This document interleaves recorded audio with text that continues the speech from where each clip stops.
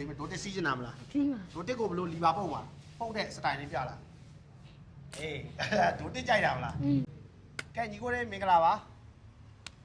ကြီးလိုက်ပါလို့ပါလေ ငါမလုပ်တော့ဆိုင်ငယ်ပဲသားပဲလုပ်မယ် စိုက်ကပွဲသားလို့ပါလား ငါတယ် စိုက်ကကြောင်းနေမင်းတို့ကမေးပဲဒီဆိုင်ကရော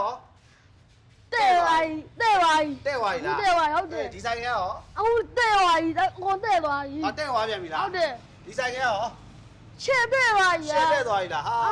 လာနောက်တဲ့ဆိုင်ကမင်းတို့ကမင်းဆက်ပြီပဲလားအဲ့ရမင်းကဘာဆိုင်ကကြိုက်တာတော့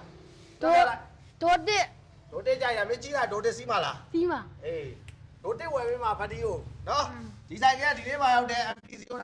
2024ကီလိုထောင်ကြော်လေးပဲရှိတယ်490နမ5သိန်းနဲ့ရောင်းပေးမယ်နောက်ဆုံးရုပ်ကြည့်နော်အစ်စ်ကြီးပါကင်တိုင်းတက်တယ်လားမင်းဒိုတစ်ကတော့ဒီထဲမှာမရှိဘူးဒိုတစ်တစ်စီးဝယ်မယ်နော်ဒီဆိုင်က260နမ5သိန်းပဲ CB 1100 RS နော်ဟိုဆိုင်က350ပဲညာဘက်လိုက်စင်ကြီးပါတယ် BMW S Tower နော်ဟိုဆိုင်က400နမ5သိန်းပဲ A1 လိုက်စင်ပါတယ်1900ဟိုဆိုင်က300ကျော်ပဲနော်ဒီဆိုင်က3000ကျော်ပဲဒီဆိုင်က3600ကျော်ပဲနော်